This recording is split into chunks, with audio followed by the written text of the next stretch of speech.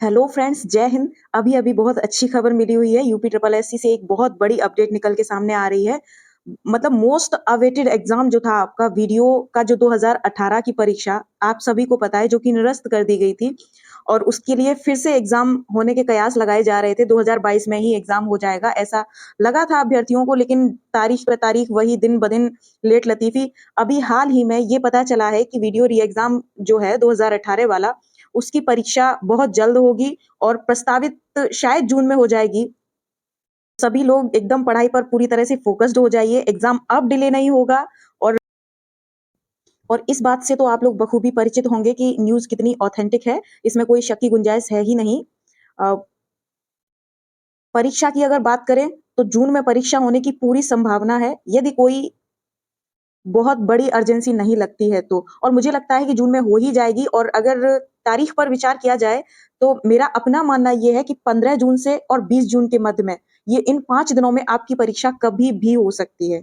और उसका एक रीज़न है, देखिए इसके पीछे एक रीज़निंग है।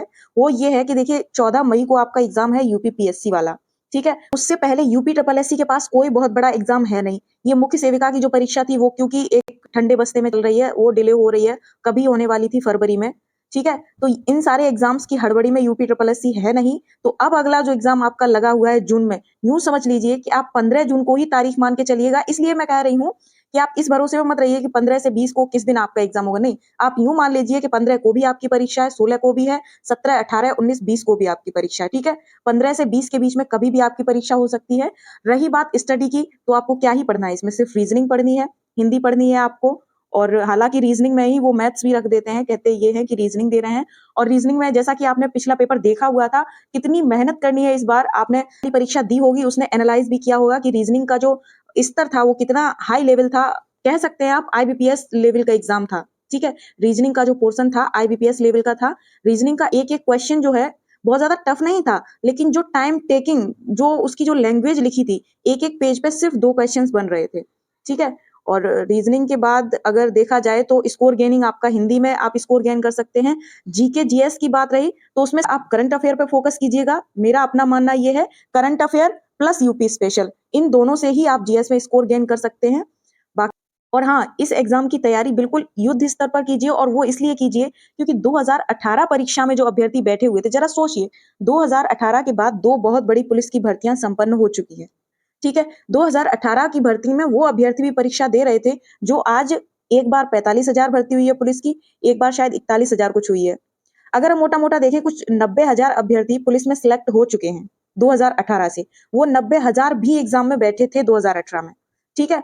अब बात की जाए इसके अतिरिक्त कुछ फ्रेश अभ्यर्थी जो यूपीएसआई में चले गए हैं, ठीक है? अगर हम ये माने कि यूपीएसआई में 10,000 वैकेंसी थी, तो 10,000 में अगर हम मोटा-मोटा ये मान लें कि 5,000 अभ्यर्थी वही गए हैं यूपीएसआई में, जो कि पुलिस में ऑलरेडी कांस्टेबल थे, तो फिर भी 5,000 का वेटेज ऐसा बनता है जो जिन्हें हम फ्रेशर अभ्यर्थी मान सकते हैं, ठीक है? बल्कि ज़्यादा भी हो सकता है ये रेशियो, ठीक है? ये मेरा अपना एक गुणा-गणित है जो भी है। तो कहने का अर्थ ये है कि परीक्षा से लगभग-लगभग 1 लाख अभ्यर्थी सीधा-सा आपका कम हो गया। उसके बाद आपकी एक जीडी की भर्ती कंप्लीट हो चुकी है। उसके बाद कई अन्य भर्तियाँ, देखिए उत्तर प्रदेश की कोई भी वैकेंसी निकलती है तो आप ये नहीं कह सकते कि जो एसएससी का छात्र है वो वीडियो नहीं भरता होगा। बिल्कुल, बेशक भरता है, ठीक है? सीजीएल का छात्र, जब आप यूँ सोच लीजिए कि यूपीएससी का छात्र यूपी ट्रिपल एससी से निकलने वाला वीडियो लेखपाल पेट का एग्ज़ाम देने जाता है, तो सोचिए वीडियो का एग्ज़ाम सीजीएल वाला क्यों छोड़ देगा, एसएससी वाला क्यों छोड़ देगा? और कुल मिला के 2018 के बाद से ये सारे कैंडिडेट जो हैं वो कहीं न कहीं सिलेक्ट हो चुके हैं। तो और आयोग ने क्योंकि सीधा कह दिया था कि फॉर्म जो है वो रीफिल नहीं किए जाएँगे। वो वही फॉर्म है जो पहले से भरे गए थे, वही अभ्यर्थी माने गए हैं, ठीक है? तो इस तरह से अगर हम देखें तो अभी एग्ज़ाम में बैठने वाले कैंडिडेट की जो संख्या होगी 2018 की अपेक्षा काफ़ी कम होगी।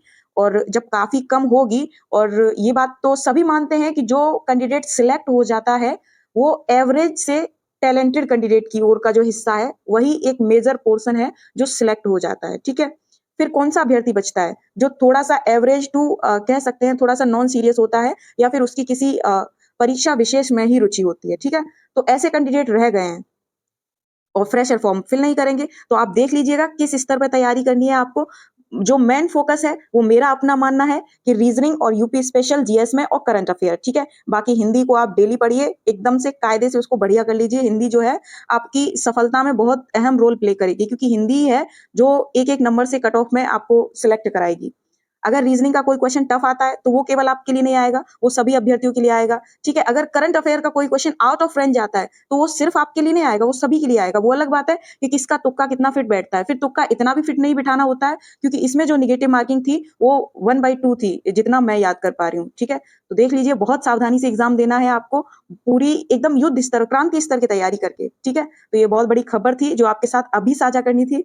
अभी बज रहे हैं शायद 12, अगला दिन शुरू होने वाला है। क्योंकि मुझे ये सूचना अभी-अभी मिली, तो आपको बताना बहुत ज़रूरी था। तो आप सभी को सबसे पहले एग्ज़ाम के लिए, आप सभी के लिए अग्रिम जो कह सकते हैं विशेज़, बेस्ट विशेज़ सभी को। ठीक है, मिलते हैं ऐसी ही किसी अन्य अपडेट के साथ, तब तक के लिए जुड़े रहिए हमारे साथ। धन्यवाद, जय हिंद।